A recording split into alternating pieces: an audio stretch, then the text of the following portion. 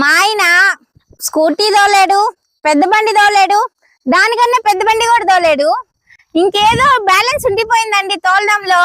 అదేంటంటే షోరూమ్ లో చూపిస్తా. ఇంతకీ మేము ఏం కొంటున్నాము, ఏం కొనబోతున్నామో కూడా గెస్ చేసి కామెంట్ చేయండి.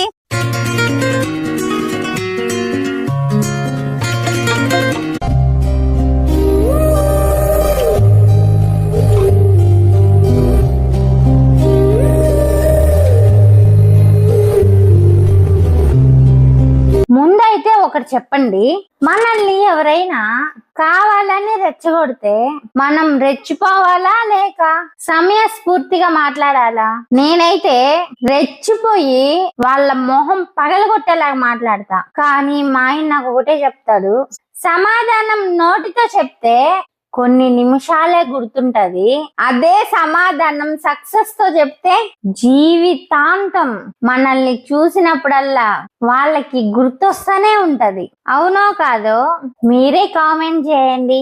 జీవితంలో ఎంత ఎదిగినా మనము ఎక్కడి నుంచి మొదలయ్యామో మర్చిపోకూడదు అంటారు పెద్దలు. కానీ కాలం గడిచే కొద్దీ వస్తువులు పాతబడడం, మన ఆలోచనలు కొత్తగా ఆలోచించడం ఆటోమేటిక్ గా జరిగిపోతూ ఉంటాయి. హాయ్ ఫ్రెండ్స్, ఈ రోజు మీతో చాలా రోజులుగా నా మనసులో దాచుకున్న కొన్ని మాటలు మీతో పంచుకోవాలనుకుంటున్నాను. అసలు విషయానికి వస్తే ఒకసారి బండిని మొత్తం చూడండి, ఒకసారి ఎలా ఉందో.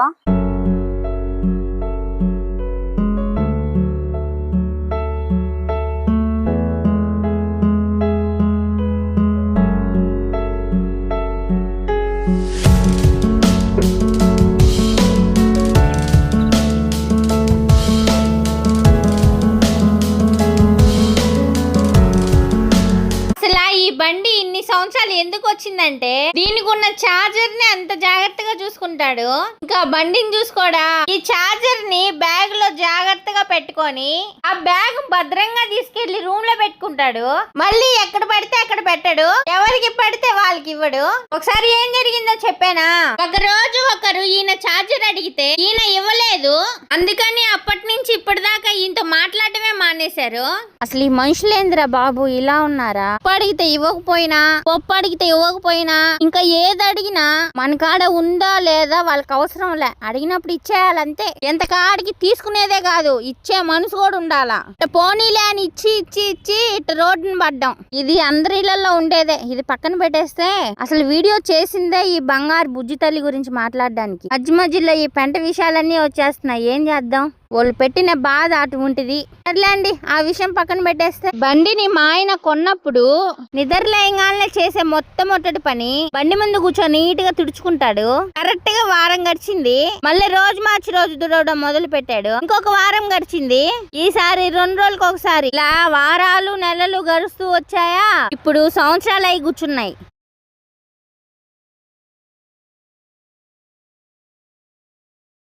కానీ మా ఆయన ఏ రోజు బండి కాడ కూర్చోలేదు. బండికి కూడా కోపం వచ్చినట్టుంది మా ఆయన పైన. ఒరే, నువ్వు ఇష్ట ప్రకారం వాడుకుంటావు, నన్ను శుభ్రం చేయడానికి మాత్రం నీకు ఓపిక రాదా అని మనసులో బాగా గట్టిగా అనుకున్నట్టుంది.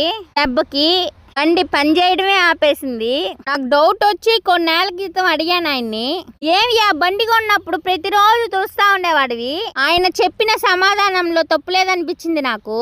ఆ బండికి ముందు డోమ్ ఇరిగిపోయింది, పార్ట్ కాడ కూడా ఇరిగిపోయింది, బ్యాక్ సైడ్ రైట్ సైడ్ కూడా ఇరిగిపోయింది. అవన్నీ వేయించుకోవడం పెద్ద సమస్య కాదు ఆయనకి. కానీ ఆ బండి కంపెనీ ఎప్పుడో ఎత్తేసినారు, దానివల్ల బండికి ఏమీ చేపిలేకపోయాను అని చెప్పాడు. సరే, వాటి సంగతి పక్కన పెట్టు, సరే బండి అయినా కడుక్కోవచ్చు కదయా అని అడిగితే, లక్కీ బండికి ఎక్కడ పడితే అక్కడ పగుళ్ళున్నాయి. గబక్కన నేను వాటర్ తో కడిగానే అనుకో, ఆ వాటర్ సెన్సార్ లోకి వెళ్ళి ఏమన్నా ప్రాబ్లం క్రియేట్ చేసింది అనుకో, ఈ అరాకొరా కూడా తిరగదు బండి. ఇప్పుడు కొత్తగా ఒక ప్రాబ్లం స్టార్ట్ అయింది. ఉన్నట్టుండి బండి ఆన్ చేసి స్టార్ట్ చేస్తే అసలు స్టార్ట్ అవ్వదు. తర్వాత డిక్కీ ఓపెన్ చేసి డిపి పిన్ మార్చుకుంటే తప్ప మళ్ళీ బండి కదలదు. ఇటువంటి పరిస్థితుల్లో బండి కడగాలో లేదో నువ్వే చెప్పులకి. ఆయన అలా చెప్పగానే ఒక్కసారిగా నాకు ఏమీ అర్థం కాలేదు. ఏం చెప్పాలో తెలియక కాసేపు నేను అలాగే ఉండిపోయాను. 5 years బ్యాక్ ఈ స్కూటర్ కొన్నప్పుడు మా ఇంట్లో అంతా ఇంత సంతోషం కాదు. అప్పట్లో పెద్ద పెద్ద కార్లు బైక్లు కొనేంత సీన్ అయితే లేదు మాకు. ఇప్పుడు కూడా లేదనుకోండి, అది వేరే విషయం. ఎండైనా వానైనా ఇప్పుడు మమ్మల్ని ఇబ్బంది పెట్టలేదు. మేము ఎక్కడికి వెళ్ళాలన్నా మాకు తోడుగా వస్తూ ఉండేది. ఇలాంటి మనుషుల్లాగా నడి రోడ్డు పైన ఎప్పుడు వదలలేదు. నిజం చెప్పాలంటే మొన్నటి దాకా కూడా బాగునింది బండి. ఒకసారి ఉన్నట్టుండి బ్యాక్ టైర్ పంచర్ అయింది. సరే పంచర్ అయితే వేపించుకున్నాము, కానీ ప్రతిరోజు గాలి తగ్గిపోయేది. లక్కీగా గొలగముడు పక్కనే కాబట్టి గాలి పట్టించుకోవడానికి అక్కడ దాకా వచ్చేసేది. ప్రతిసారి గాలి కొట్టించుకోవడం, పంచర్ చెక్ చేయించుకోవడం. తీరా చూస్తే పంచర్ అయితే అసలు అయ్యేదే కాదు. అసలు ఇట్ట కాదురా సామి అనేసి నెల్లూరుకి వెళ్ళి అక్కడ పంచర్ చెక్ చేపిస్తే అక్కడ కూడా పంచర్ లేదు. మళ్ళీ మెకానిక్ షాప్ కాడికి వచ్చి చూస్తే టైర్ కి సరిగా రిమ్ కు ఫిట్ గా లేదని చెప్పాడు. ఇంకేం చేస్తాం, మళ్ళీ రిపేర్ చేయని చెప్పాము. ఇంచుమించు 1.5 గంట కష్టపడితే ఆయన చెప్పిన మాట ఏంటంటే టైరు సెట్ కావట్లేదక్క, కొత్త టైర్ తెచ్చుకోమని చెప్పాడు. ఇంకేం చేస్తాం, మార్పించుకొని వచ్చేసరికి ఈ టైం అయింది. కాలంతో పాటు అన్ని మారిపోతాయి. మా బండికి కూడా వయసు అయిపోయింది అనుకుంటా. మొన్నే మెకానిక్ దగ్గరికి వెళ్ళేసి వచ్చింది. ఆ మెకానిక్ దగ్గరికి ఏమంటూ వెళ్ళిందో గాని 2 రోజులకు ఒకసారి అల్లకి పుట్టింటికి వెళ్ళిన కూతురులాగా పోతానే ఉంది. ఇంకా అత్తగారి ఇంట్లో ఎప్పుడు ఉంటుందో ఏమో మరి. అదంతా ఒక బాధ అయితే, సూటిపాటి మాటలతో ఇబ్బంది పెట్టే వాళ్ళు కొంతమంది. అసలు వాళ్ళనే మాటలు ఎలా ఉంటాయో చూడండి. వీళ్ళు యూట్యూబర్స్ కదా, ఏంటి డొక్కు బండ్లో తిరుగుతున్నారు, అన్ని లక్షలు యూట్యూబ్ లో వస్తున్నాయి కదా, కొత్త బండి కొనుక్కోవచ్చు కదా అని అంటా ఉంటారండి. అసలు మీ బాధ ఏంది? ఏ రోజైనా రూపాయి కోసం మీ దగ్గరకు వచ్చామా? ఒక పూట అన్నం పెట్టమని అడిగామా? ఏ రోజైనా బండి మని అడిగామా? ఏం మీకు అంత రోగం?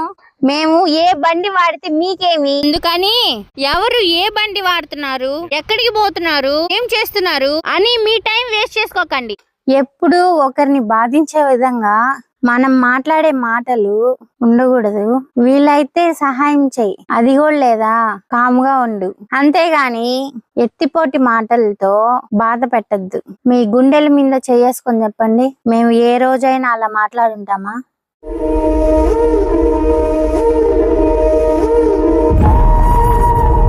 ఒకటే మాట చెప్తాను ఫ్రెండ్స్, ఎవరో మనల్ని రెచ్చగొట్టి మాట్లాడారనో హేళన చేశారనో మనం బాధపడాల్సిన అవసరమే లేదు. జనాలకి ఇది కేవలం ఒక తుప్పుబట్టిన బండే కావచ్చు, కానీ ఇది మా కష్టార్జితం అండి. మా సక్సెస్ మేము నడిపే బండిలో లేదు, మమ్మల్ని అభిమానించే మీలో, మా కంటెంట్ లో ఉంది. Okay friends, bye. వీడియో కానీ నచ్చితే లైక్ చేయండి. మరో వీడియోతో నేను మీ ముందు వస్తా.